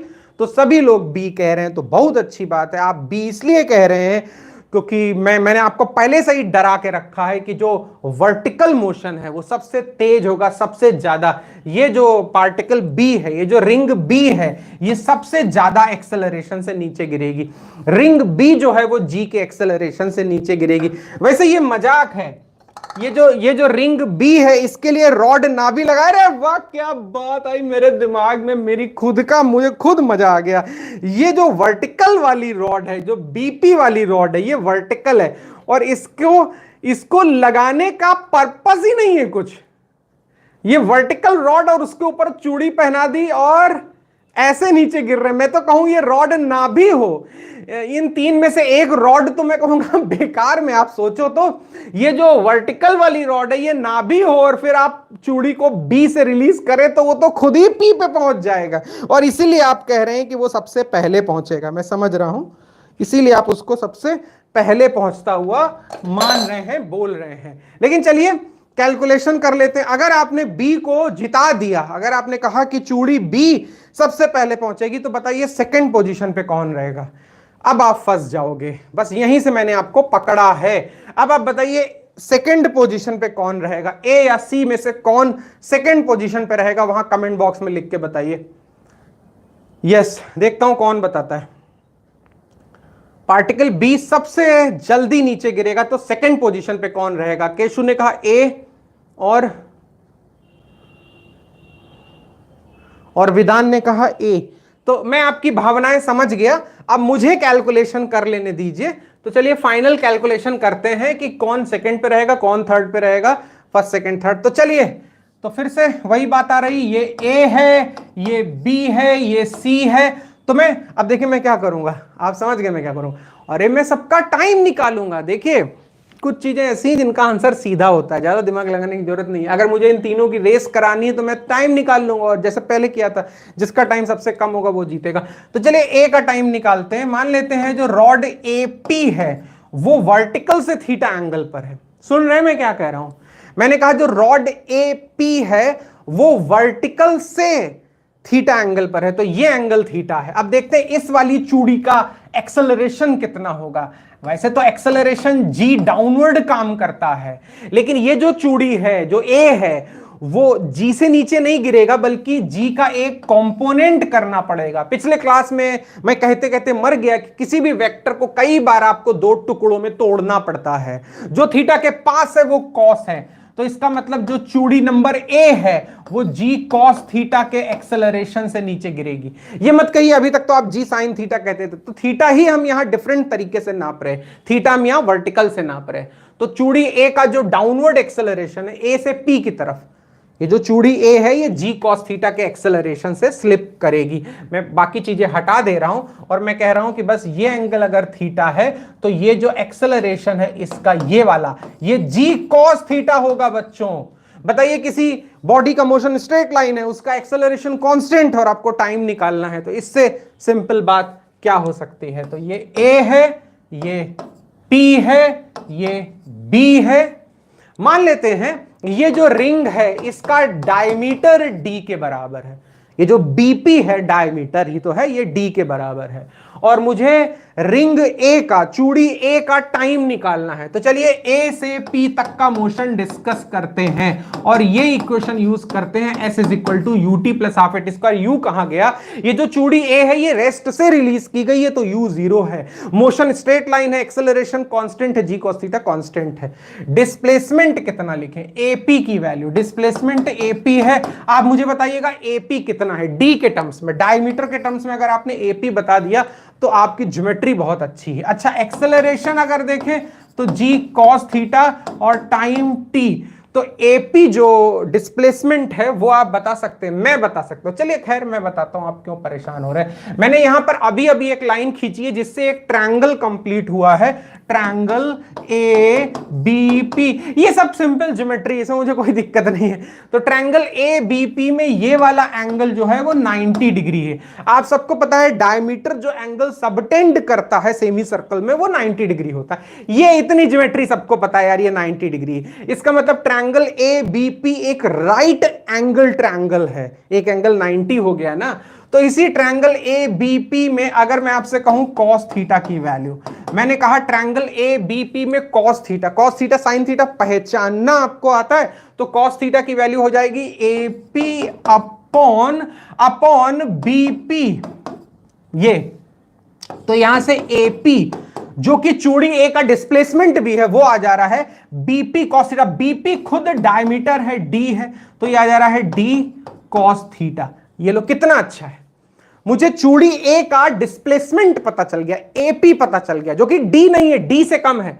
अरे ये एपी जो है वो रिंग के डायमीटर से कम है, और कितना है, डी कॉस थीटा। तो मैं एपी की जगह पर अगर डी कॉस थीटा वहां पे प्लग कर दूं, आप देखिए तो एपी की जगह पर डी कॉस थीटा प्लग करने जा रहा हूं, ये मिटाओ, डी इस बड़ी इस रिंग का डायमीटर है, तो एपी की जगह पर जैसे ही डी कॉस थीटा आएगा तो ये हो गया हाफ जी कॉस थीटा टी स्क्वायर, ये तो है कॉस थीटा से साइलेंटली कॉस थीटा कैंसिल कर दीजिए, तो यहां से टी की वैल्यू आ जा रही है अंडर रूट 2d अपॉन जी। इतने टाइम में चूड़ी ए नीचे आ जाएगी, चूड़ी ए का नीचे आने का टाइम ये है और वहां पे वो एंगल थीटा है। अब बताइए जो आंसर है चूड़ी ए का नीचे आने का जो टाइम है, उसमें जो आंसर है वो थीटा पे डिपेंड ही नहीं कर रहा, आंसर थीटा पे डिपेंड नहीं कर रहा। अगर आंसर थीटा पे डिपेंड नहीं कर रहा, इसका मतलब थीटा अगर बड़ा भी कर दिया जाए, अगर आप रॉड सीपी को भी सेलेक्ट करें तब भी यही आंसर आ जाएगा अंडर रूट 2d अपॉन जी। अरे बाकी चीजें तो भाड़ में जाए, आप बताइए कि जो रिंग बी है, जो चूड़ी बी है, ये वाली चूड़ी जिसको आप बड़ा जिता रहे थे ना, अभी रुको, ये जो चूड़ी बी है जो सबसे ऊपर से और सीधा वर्टिकली फॉल करेगी, बताइए इसका एक्सेलरेशन कितना होगा, इसका एक्सेलरेशन जी होगा, और इसका डिस्प्लेसमेंट कितना होगा, इसका डिस्प्लेसमेंट तो सीधा सीधा डी होगा, एक्सेलरेशन जी होगा, और टाइम अगर टी लगेगा तो ये टाइम कितना है, ये टाइम है अंडर रूट 2d अपॉन जी।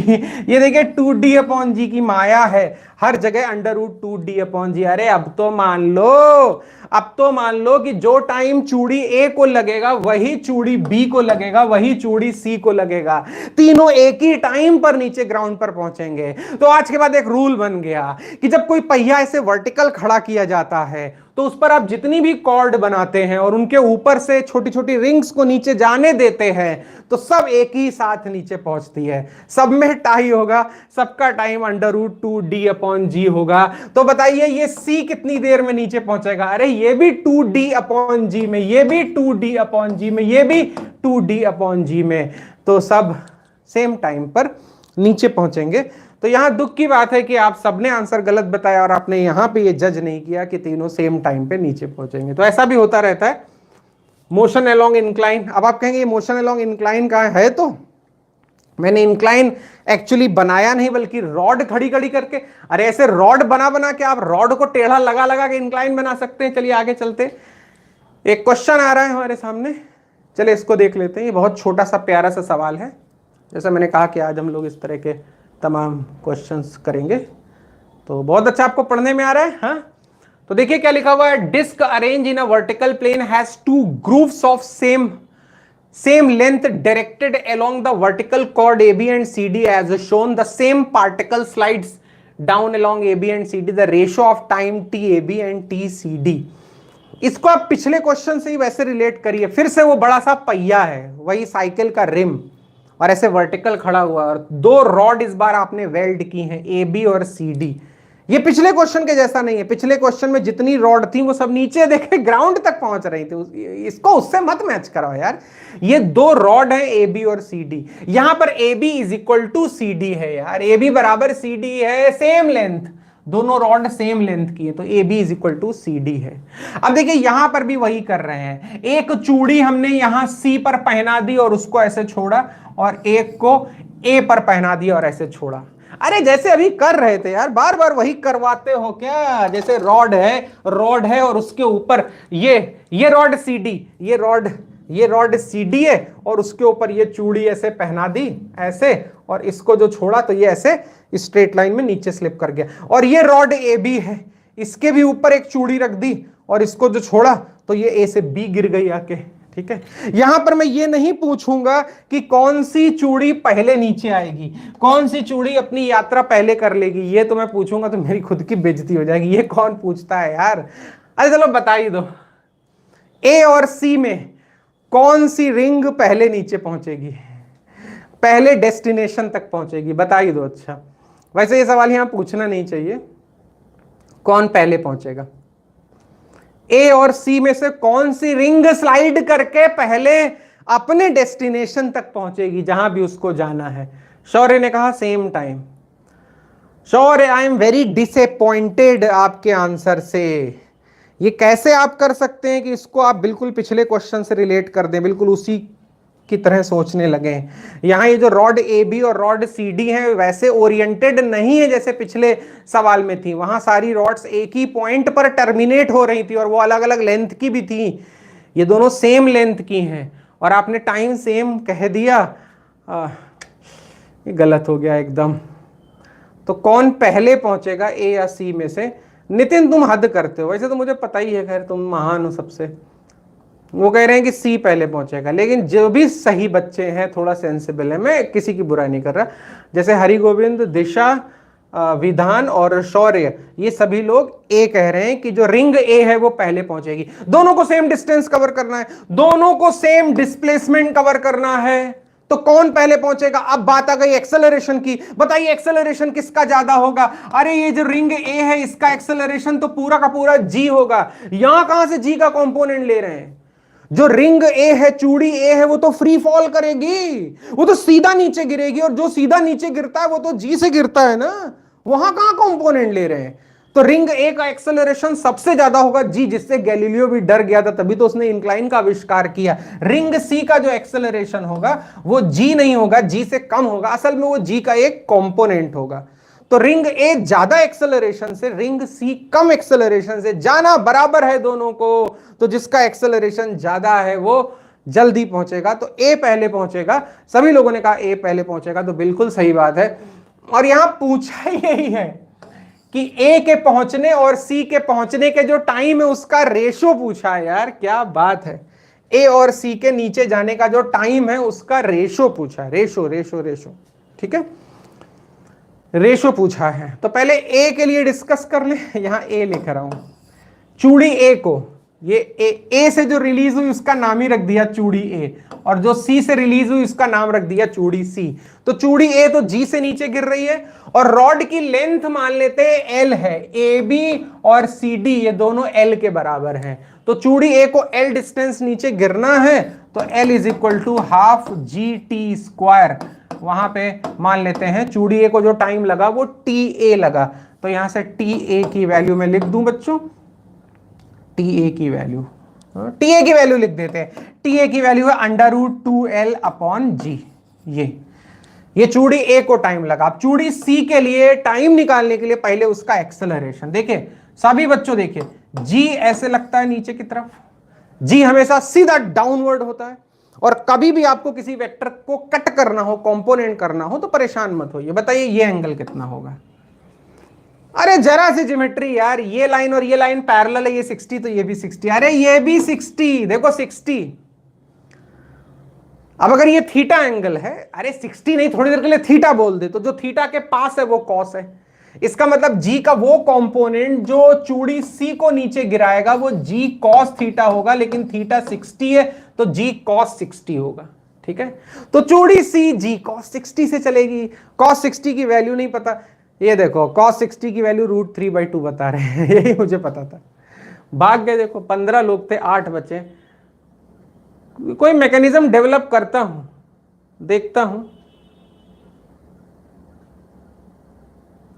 अभी जो लोग प्रेजेंट हैं जरा जल्दी से, खैर हटाओ यार मत, वो क्या, जिनको नहीं पढ़ना वो नहीं पढ़ेंगे।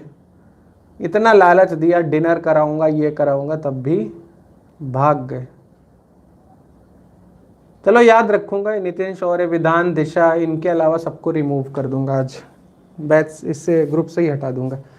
cos 60 की वैल्यू 1/2 होती है, यानी जो चूड़ी सी है, रिंग सी है, वो g/2 के एक्सेलरेशन से नीचे आएगी।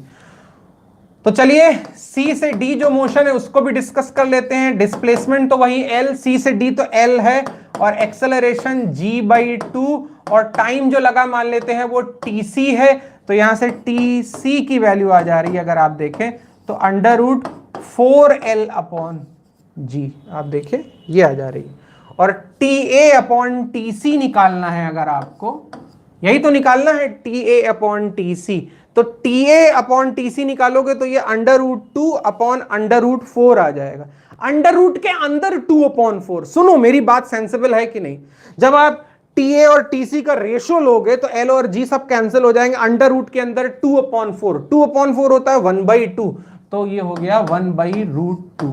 ये हो गया 1/√2। जो भी ऑप्शन है वो आप टिक कर दो, तो ये 1/√2 1/√2 ये ऑप्शन हो गया, बी वाला ऑप्शन हो गया। 1/√2, मैं आपको बताऊं √2 की वैल्यू 1.4 होती है करीब करीब, क्या करें 1.4 होती है तो मतलब c को 1.4, √2 की वैल्यू 1.4 होती है। देखो ऐसे लिखो ना कितना मजा लगेगा, 1/1.4। तो पता है आप कह सकते हैं c को a के मुकाबले 40% एक्स्ट्रा टाइम लगा, 1.4 1 के मुकाबले 1.4 40% ज्यादा है, तो c को 40% ज्यादा टाइम लगा क्योंकि उसको कम एक्सेलरेशन से नीचे गिरना था। बढ़िया। हाँ बी ऑप्शन दिशा, यस वेरी करेक्ट, बिल्कुल सही। तो ये सब भी मोशन अलोंग इंक्लाइन है। एक रॉड आप तिरछी कर करके रख दे वो भी तो इंक्लाइन है यार, उसमें कौन सी बात है, ऐसे चलता रहता है ये, बढ़िया है। एक और प्रॉब्लम आ रही है हमारे सामने, ये यार अच्छा क्वेश्चन नहीं है यार, हटाओ। वो मैंने हटा दिया, उतना बढ़िया नहीं था। अभी ये एक आर्टिकल है छोटा सा आ रहा, up and down motion along smooth incline.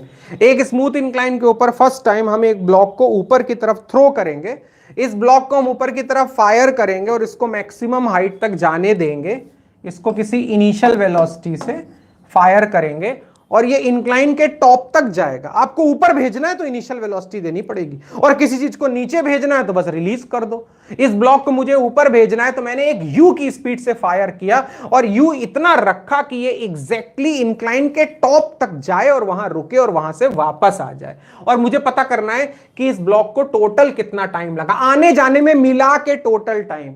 इस ब्लॉक का पूरा मोशन स्ट्रेट लाइन था, नीचे से ऊपर जाना और फिर नीचे आना, पूरा मोशन स्ट्रेट लाइन था। और पूरे मोशन के लिए अगर आप ये इक्वेशन यूज करें, s is equal to ut plus half at square,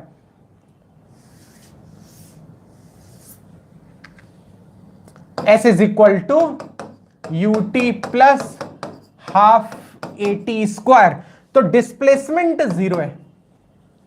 ओहो, डिस्प्लेसमेंट 0 है, जहां से चले वहीं आ गए। Initial velocity u, total time t, acceleration अगर आप देखें तो g साइन थीटा है, g नहीं है g साइन थीटा है, नीचे की तरफ इसलिए माइनस, और टाइम t। यहां आप देखें t से t, एक t तो कॉमन होके कैंसिल हो ही जाएगा और t की वैल्यू फाइनली आ जा रही है 2u upon g sine theta. ये जो 2u अपॉन जी साइन थीटा है, इसमें u अपॉन जी साइन थीटा ऊपर जाने का टाइम, देखो बोल रहा है ये आदमी साइन थीटा और लिख रहा है कॉस थीटा, तो जी साइन थीटा ऊपर जाने का टाइम, और इसमें इतना ही u अपॉन जी साइन थीटा नीचे आने का टाइम। तो स्मूथ इंक्लाइन पर कोई बॉडी जितने टाइम में ऊपर जाएगी उतने ही टाइम में नीचे आ जाएगी। अरे आने जाने का टाइम सेम होगा यार,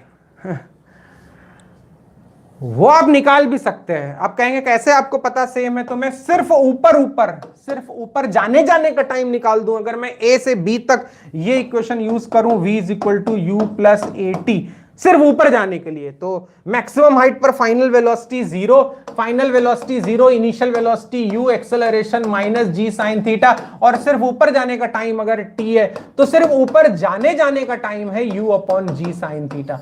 तो ऊपर जाने का टाइम u अपॉन जी साइन थीटा, नीचे आने का टाइम u अपॉन जी साइन थीटा। जितनी देर में बॉडी ऊपर जाएगी उतनी देर में नीचे आएगी। अगर ये फ्रिक्शनलेस इंक्लाइन है, स्मूथ इंक्लाइन है, तो हेडिंग भूल गए क्या लिखी थी? अरे जाओ यार, स्मूथ इंक्लाइन पर अगर बॉडी चले तो जितने टाइम में ऊपर जाएगी उतने टाइम में नीचे आएगी, और एयर ड्रैग, हवा का फोर्स हम यहां नहीं ले रहे हैं।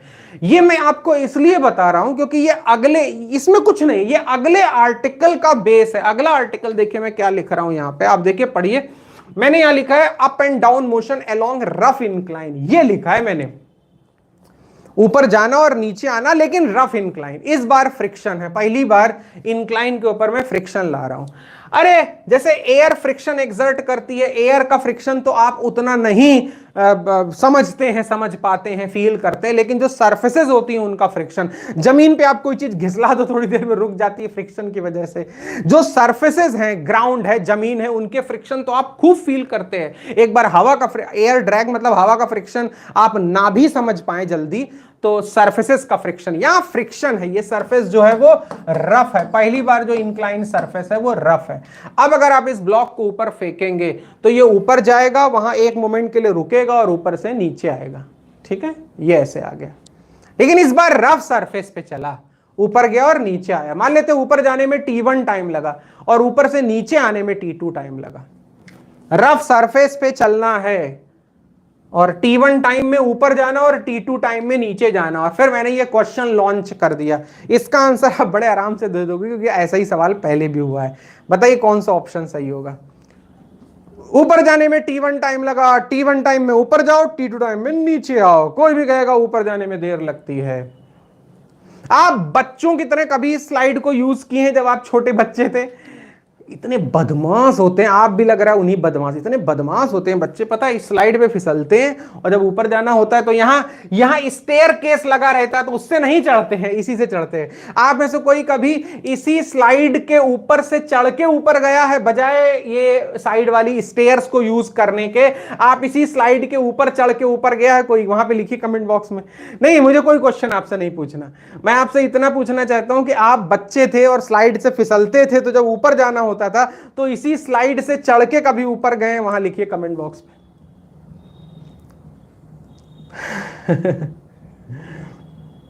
शौर्य ने कहा यस, बाकी सब कभी खेले ही नहीं क्या है? दिशा ने भी कहा यस। अरे देखो से कितने बदमाश बच्चे हैं, इसी स्लाइड के ऊपर से चढ़ के गए हैं। तो बताइए, आप इसी स्लाइड के ऊपर से चढ़ के ऊपर गए और फिर ऊपर जाके क्या किया आपने? ऊपर जाके पराठे खाए हैं। अरे ऊपर जाके फिर नीचे फिसले, चढ़े ही इसलिए थे कि जिससे नीचे फिसलने को मिले। तो जब कभी आपने बचपन में ऐसा किया तो आपके ऊपर जाने का टाइम और नीचे आने का टाइम, कौन सा टाइम छोटा था? हा। अब आप कहेंगे ऊपर जाने में सर बहुत मुश्किल हुई, बड़ी स्लाइड में तो बड़ी मुश्किल से चढ़ पा रहे थे, ऐसे चढ़ना बहुत देर लगी, ऊपर जाने में बहुत देर लगी थी और नीचे सड़क से आ गए। तो इस इंप्रेशन में आके आप कह सकते हैं कि नीचे आने में तो जल्दी से आ गए, T2 छोटा होगा, T1 ज्यादा होगा, ऊपर चढ़ने में सर हमको बड़ी दिक्कत आती थी, हम बड़ी मुश्किल में चढ़ पाते थे, तो T1 बहुत बड़ा होगा, T2 छोटा होगा। लेकिन यहां पर ये आपका एक्सपीरियंस काम नहीं करेगा। ये आप नहीं है, ये ब्लॉक है, और ये ब्लॉक है और इसको इनिशियल वेलोसिटी देके लॉन्च किया गया है। तो इसका ऊपर जाना और इसका नीचे फिसलना वैसा नहीं है जैसा आप क्लाइंब करके ऊपर गए थे। और सभी का आंसर बिल्कुल सही है कि ये ब्लॉक जब ऊपर जाएगा तो ये ऊपर तो जल्दी पहुंच जाएगा, ये ऊपर, अबे जाओ, ऊपर तो जल्दी पहुंच जाएगा, लेकिन ऊपर से जब नीचे आना होगा तो ये देर में आ पाएगा। ये आंसर आपने इतनी जल्दी इसलिए दे दिया क्योंकि ऐसा ही सवाल हम लोगों ने किया था। हम लोगों ने एक बॉडी को ऊपर उछाला था, बलून को, उस पे कोई इंक्लाइन का फ्रिक्शन तो नहीं लग रहा था, उस पे हवा का फ्रिक्शन लगा था, और हवा के फ्रिक्शन की वजह से आप देखिए जब बलून को आप मुक्का मार के ऊपर लॉन्च करते सड़क से ऊपर पहुंच गया था, लेकिन नीचे आने में उसको देर लगी थी। तो यहां भी वही फंडा है कि T1 less than T2। In fact T1 और T2 का जो रेशो है वो भी आप लिख सकते हैं। मैं पूरा नहीं सॉल्व करूंगा, अब मैं आपको बताता हूं कि बलून वाले क्वेश्चन में हम लोगों ने क्या निकाला था। बलून वाले क्वेश्चन में बलून सट से ऊपर चला गया था और फिर ऊपर से नीचे आया था, और वहां हवा की वजह से जो एक्सेलरेशन था, negative acceleration caused by air friction, वो हम लोगों ने स्मॉल ए लिया था। यहां ये जो सरफेस है, इस सरफेस की वजह से जो नेगेटिव एक्सेलरेशन है वो भी अगर स्मॉल ए है तो ये T1 अपॉन T2 आ जाएगा G sine theta minus A upon G sine theta plus A। Smart बच्चे समझेंगे। कुछ लोग कह रहे हैं G साइन थीटा क्यों आ रहा है? आपको नहीं लगता कि जब बॉडी इंक्लाइन के लॉन्ग चलती है तो G रिप्लेस हो जाता है G साइन थीटा से? बॉडी इंक्लाइन के लॉन्ग चलेगी तो हर जगह जहां पहले G आया करता था वहां G साइन थीटा, तो मैंने G की जगह G साइन थीटा लिखा है। और पहले ये एयर फ्रिक्शन होता था, अभी ये A जो है वो इस इंक्लाइन की तरफ से फ्रिक्शन है। हाँ, इंक्लाइन की तरफ से फ्रिक्शन है का मतलब क्या है मैं आपको बताऊंगा तो बहुत अच्छा, आपको अच्छा लगेगा। सपोज ये ब्लॉक इस समय ऊपर जा रहा है, और कुछ कोई स्पीड है v, तो इस समय इसका जो एक्सेलरेशन है नीचे की तरफ वो G साइन थीटा तो है ही, G साइन थीटा तो कॉज्ड बाय ग्रेविटी है। अब अगर ये ब्लॉक ऊपर जा रहा है तो इस पर फ्रिक्शन किधर लगेगा? ब्लॉक ऊपर जा रहा है, फ्रिक्शन नीचे लगेगा, तो टोटल एक्सेलरेशन हो जाएगा G sine theta plus A। आप कहें तो मैं इसको 1 सेकंड में प्रूव भी कर दूं, मुझे प्रूव करने में बिल्कुल देर नहीं लगती, तो मैं प्रूव भी कर सकता हूं। तो जब ये ऊपर जा रहा है तो इसका टोटल एक्सेलरेशन बन रहा है G sine theta plus A, और जब ये ऊपर से नीचे आएगा, जब ये नीचे आएगा, सपोज अब ये नीचे आ रहा है, मान लो ये लौट रहा है, ये नीचे आ रहा है और इस समय इसकी स्पीड होगी कुछ भी, अब अगर ये नीचे आ रहा है तो जो हवा बार बार है, इस सरफेस से जो फ्रिक्शन लगेगा वो ऊपर की तरफ लगेगा, सरफेस जो फ्रिक्शन ऑफर करेगी वो ऊपर की तरफ, और जो एक्सेलरेशन ड्यू टू ग्रेविटी है वो जी साइन थीटा नीचे की तरफ। तो ऐसे में इसका जो नेट एक्सेलरेशन बन जाएगा वो जी साइन थीटा माइनस ए, ये बन जाएगा नीचे की तरफ। ओके, सो ये है।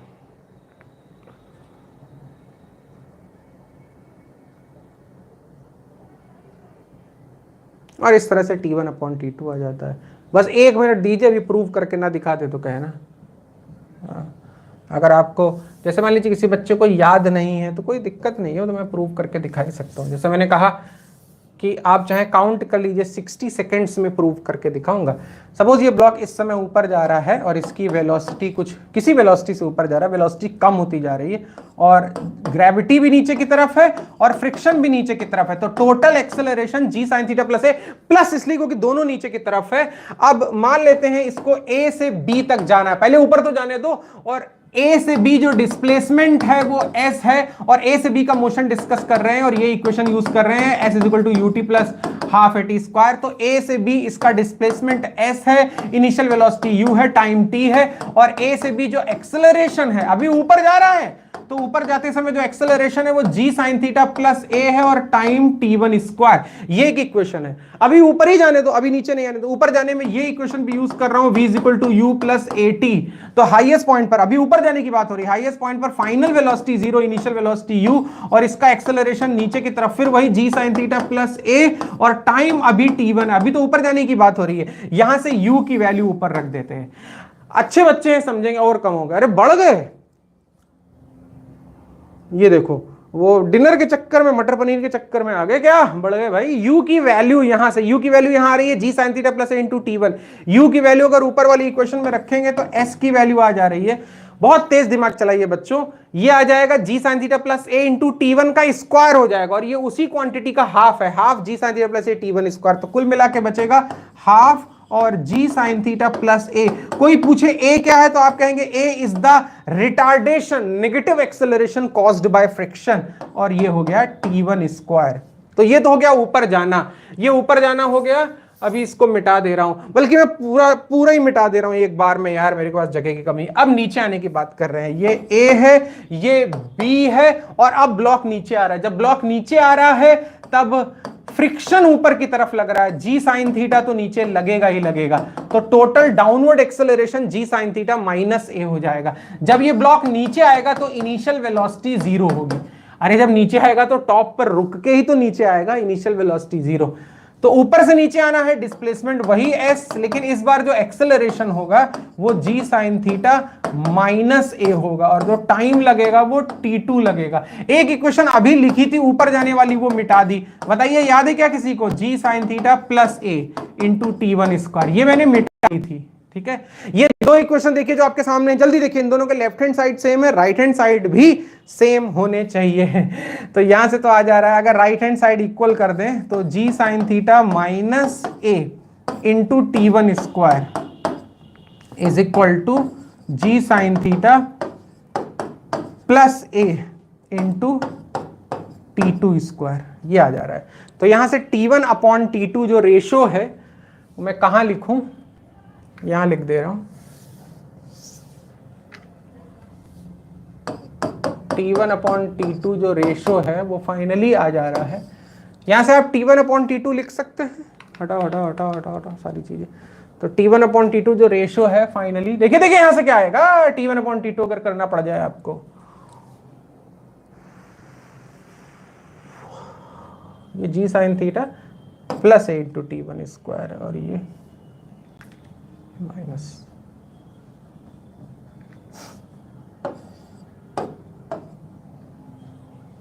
तो t1 अपॉन t2 करना पड़ जाए अगर आपको, तो ये हो जाएगा जी साइन थीटा माइनस ए अपॉन जी साइन थीटा प्लस ए। तो ये रहता है। तो किसी भी रफ इंक्लाइन के ऊपर जो भी चीजें हैं ऊपर जल्दी पहुंच जाती है और नीचे देर में आती है। ठीक है, अब बताइए इस सॉलिड सरफेस का जो फ्रिक्शन है, ये जो सरफेस है ये रफ है, फ्रिक्शन है, इस सॉलिड सरफेस का जो फ्रिक्शन है और जो हवा का फ्रिक्शन है उसमें एक फर्क है, वो क्या है? वो कमेंट बॉक्स में लिख के बता सकते हैं। बिल्कुल सही विधान, आंसर आ गया। T1 लेस देन T2 आ गया बच्चों। लेकिन एक बड़ा ज्वलंत मुद्दा, ये आंसर अगर आप बता दे तो बहुत बड़ी बात होगी कि सॉलिड सरफेस पर, इंक्लाइन की सरफेस तो सॉलिड सरफेस है ना, सॉलिड सरफेस पर जो फ्रिक्शन है वो, और जो एयर फ्रिक्शन होता है, हवा का फ्रिक्शन जो बलून वगैरह पे लग रहा है, उन दोनों फ्रिक्शन में क्या अंतर होता है? उन दोनों फ्रिक्शन में कॉन्सेप्चुअली क्या डिफरेंस होता है, आप बता सकते हैं? ये डिफरेंस आप सोच के बताइएगा और ग्रुप में लिखिएगा, या आप मुझे पर्सनल मैसेज भेजिएगा। जब कोई ऑब्जेक्ट हवा में चलता है, आप हवा में साइकिल चलाते हैं तो आप पर उल्टी डायरेक्शन में एयर फ्रिक्शन, एयर ड्रैग यानी एयर फ्रिक्शन लगता है, और आप जब जमीन पे किसी चीज को घिसलाते हैं तब भी फ्रिक्शन लगता है। तो एयर जो फ्रिक्शन लगाती है और सॉलिड सर्फेसेस, कमरे की फर्श से जो अपोजिट वाला फ्रिक्शन लगता है, उन दोनों फ्रिक्शन में फंडामेंटली क्या डिफरेंस होता है? सौर्य ने कहा सॉलिड फ्रिक्शन ग्रेटर होता है। ये सारी बातें, ग्रेटर तो किसी को भी बनाया जा सकता है, वो बात नहीं है, दोनों में बहुत बड़ा फर्क होता है, वो हम लोग अगले टर्न पे देखेंगे। लेकिन आप सोचिएगा और मुझे बताइएगा। शौर्य ने कहा एयर ड्रैग इज कंपैरेटिवली लो। नहीं बेटा, सॉलिड सरफेसेस के फ्रिक्शन को भी आप बहुत कम कर सकते हैं। शौर्य मैं आपका कंफ्यूजन दूर करूं, आप किसी सॉलिड सरफेस को भी खूब पॉलिश करके, लकड़ी के ऊपर पॉलिश करते हैं ना, चिकना बनाते हैं, तो उसको भी इतना चिकना कर सकते हैं कि उसके ऊपर बहुत कम फ्रिक्शन हो, सॉलिड सरफेस के ऊपर भी बहुत कम फ्रिक्शन हो। शौर्य ने कहा कि सॉलिड सरफेसेस के ऊपर जो फ्रिक्शन होता है वो ज्यादा होता है, ज्यादा होता है। तो मैं इनसे कह रहा था कि आप सॉलिड सरफेसेस को बहुत हद तक स्मूथ करके फ्रिक्शन को बुरी तरह से वहां भी कम कर सकते हैं। तो वो रीजन नहीं है, वो बात भी नहीं है, फंडामेंटल डिफरेंस है। वो डिफरेंस आप मुझको मैसेज करके बताइएगा, वरना अगली क्लास में शुरू वहीं से करूंगा कि इन दोनों फ्रिक्शन में बहुत बड़ा डिफरेंस। और आपको बताऊं कि आईटी में जब मेरा पहला दिन था तो आईटी का जो फिजिक्स के प्रोफेसर था उनका पहला सवाल यही था कि एयर फ्रिक्शन और सॉलिड सरफेस के फ्रिक्शन में जो सबसे बड़ा डिफरेंस है वो क्या होता है, वो मैं आपको अगले टर्न पे बताऊंगा। तो आज हम लोग यहीं पर स्टॉप करेंगे। एंड थैंक यू बच्चों, thank you very much for attending this class. Next class में मिलते हैं।